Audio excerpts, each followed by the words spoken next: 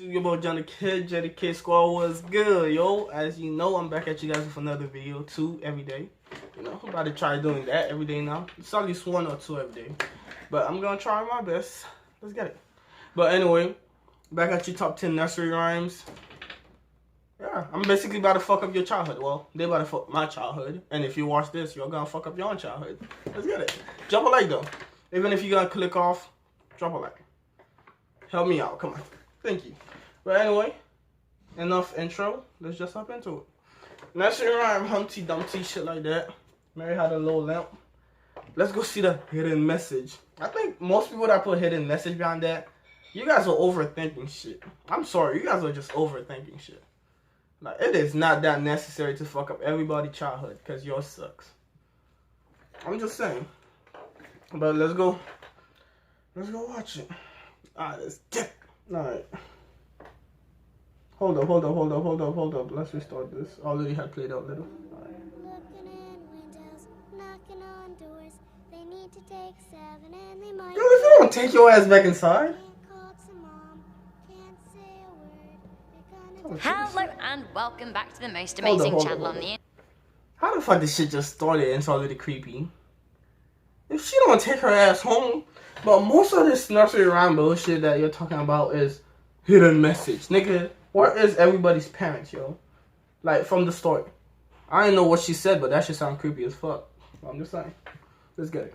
I'm your host Rebecca Felgate, and today we're talking about the top 10 scary nursery rhyme dark origins. Have you guys seen some of our similar videos? For example, the top 10 scary cursed songs you should never listen to. It's a good one. If you haven't been there yet, there's a link to that in the cards of this video, which should right now be just above my head. I think my personal recommendation is that you watch it at the end of this video. But now we're gonna do this one, so yay. Before we get into it, I want to ask you guys what your favorite nursery rhymes are. That's why I don't do my intros that long. Twinkle, twinkle, little star myself. It's very cosmic. I'm into it. So nursery rhymes are something that we mostly sing to like children. Get to the point. But are they appropriate? Find out. Coming into number 10, we have Ring a Ring a Roses. I think that North America and the UK have slightly different wordings for this nursery rhyme, but they have the same dark origin. In the UK, it goes ring a roses, a pocket full of roses, a tissue, we all fall down. Do I have to sing them all? Have I set this precedent now? Ugh.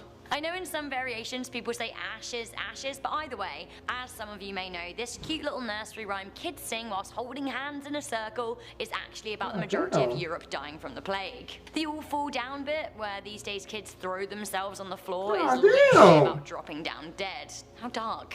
Ring a Roses is about the red rash plague victims would notice at the onset of this sickness. The pocket filled with posies is about the herbs and flowers people would smell that they believed protected them from the plague. The tissue is a sneeze, which was also a symptom, and the ashes bit was about how bodies of victims were burned. Hold the fuck up. What? I heard of that song before, but I didn't. I thought it was just a friendly shit, but alright. God damn. About the plague? People dying and shit? How the fuck they didn't manage to make a nursery rhyme out of that? Let's continue, yo. This is bullshit. Coming in at number 9, we have Eeny, Meeny, Miny, Moe. Just when you thought that learning to count for a cute little nursery rhyme was safe, you find out that actually the poem was hella racist. Not cool. So in the UK, we say Eeny, Meeny, Miny, Moe, catch a piggy by its toe, if it squeals, let it go.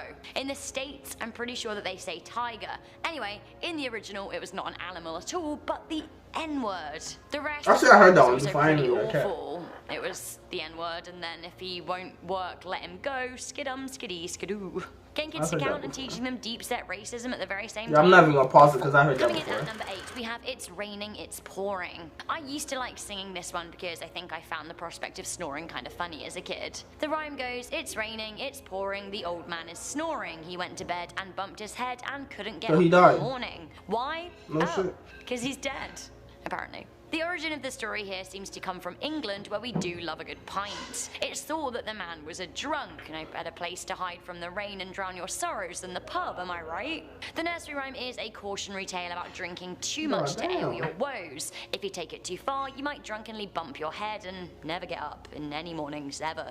Because really coming in at number 7, we have This Little Piggy.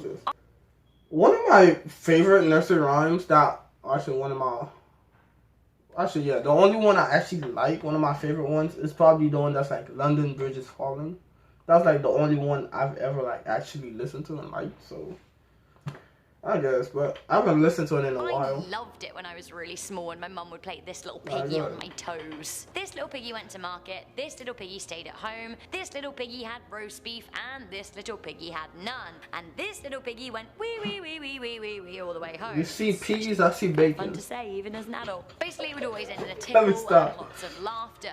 Now, though, as an adult and a vegetarian, when I think about it, I realise what the rhyme actually means. The piggy who went to market wasn't going shopping for lovely things to eat. Exactly. He was the lovely thing to eat. He went to market to be sold, then killed, and then be eaten. Maybe some cows out there were eating roast pork just to complete the rhyme. I don't know. We should have known all along. The piggy who went to market was always the big chubby toe, the fattest and tastiest of all the toes. In August 2018, a tweet from Samantha went viral when she realised exactly this, and a lot of people were shocked too. Leave the piggies and the toes alone for that matter. Coming in at number 6, we have London Bridge is Falling Down. Long before Fergie decided to sing about London, London, London, kids for centuries had been singing the old London Bridge is Falling Down nursery rhyme. It is thought that in parts the song refers to immurement, which is a centuries-old practice, especially popular in the Middle Ages. If that ever happened, I People want thought to that see human it. sacrifice would make a building stronger. The rumour was that dozens of children were bricked into the walls of London Bridge to stop it from ever falling. God damn. Dark. Hold So up. dark. Next up, we They thought a bunch of children was inside the fucking wall, like, damn, to stop it from falling. I'm like, it's not gonna stop me from liking the damn song, the damn nursery rhyme, but I'm like, damn, it's dark, but I still like it. The fuck?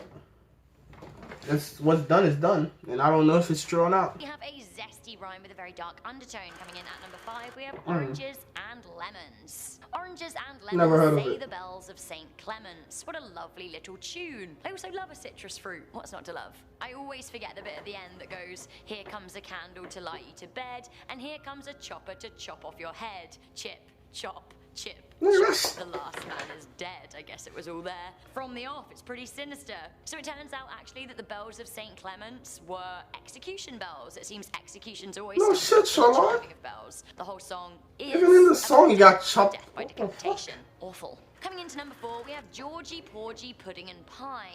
Turns out that Georgie Porgy is not legit. You may have heard of the rhyme. It goes Georgie Porgy Pudding and Pie kissed the girls and made them cry. When the boys came out to play, Georgie Porgy ran away. Coward. Turns out the little Georgie here was a sex pest. Not okay. Georgie is thought to refer to Georgie Villiers, the Duke of Buckingham, a man who people speculated that King James I was actually in love with. There isn't any proof of this, but it is said that Villiers had wandering eyes and hands and was very fond of young women.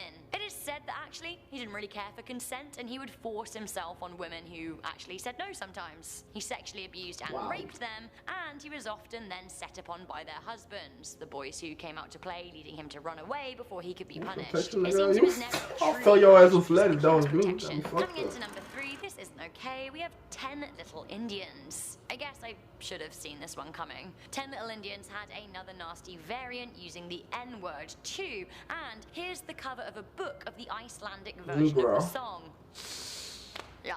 In 1868, a song called 10 Little Injuns was adapted and elaborated for a minstrel show, which isn't the most awkward thing about the story. Actually, the most awkward and scary thing is that the lyrics counted down from 10 with an Injun dying each stanza. Right. Horrible. Coming into number 2, we have Peter the Pumpkin Eater. This one goes, Peter Pumpkin Eater had a wife and couldn't keep her. He put her in a pumpkin shell and there he kept her very well. I'll admit that as a kid I just enjoyed rhyming Peter with Pumpkin Eater, but on closer inspection the words are quite concerning from the off. Like, why couldn't Peter keep his wife, and what on earth do you mean he put her in a pumpkin shell? It turns out that actually the rhyme dates back to young and decidedly more religious America. Back then the rhyme was a warning to women, a warning that they had to be faithful else they might fall victim of comeuppance. You see, it seems that Peter found his wife was cheating on him. He then murdered her and hid her body in a giant hollowed out pumpkin. Cool. Thanks, Peter. It seems that there is a similar ditty from English folk called Weeper Weeper about a chimney sweep who killed his second wife. Guys, okay, pause this real quick. And I wonder why your kids that listen to that shit grew up crazy or trying to shoot people. Nigga, what the fuck? Who the fuck came up with these nursery rhymes, first off? Well, those dark fucking origin shit. My God, you're not really fucking up everybody's childhood. But you actually making us learn, like, this bullshit. Like, what the fuck?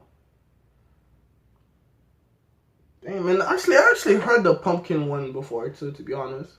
So, it's not really news to me, so. Alright, move on. Alright, that's it. I'm not about to listen to this long-ass outro she got planned for us. Nope. Sorry. But anyway, yo, hopefully you guys enjoyed. Drop a like, subscribe, do all that good shit. And I'm gonna catch you guys in my next video. It was pretty cool, simple, fucked up. And I'll be back at you guys with another fucked up one next, probably like tomorrow. Actually tomorrow. Catch you guys later.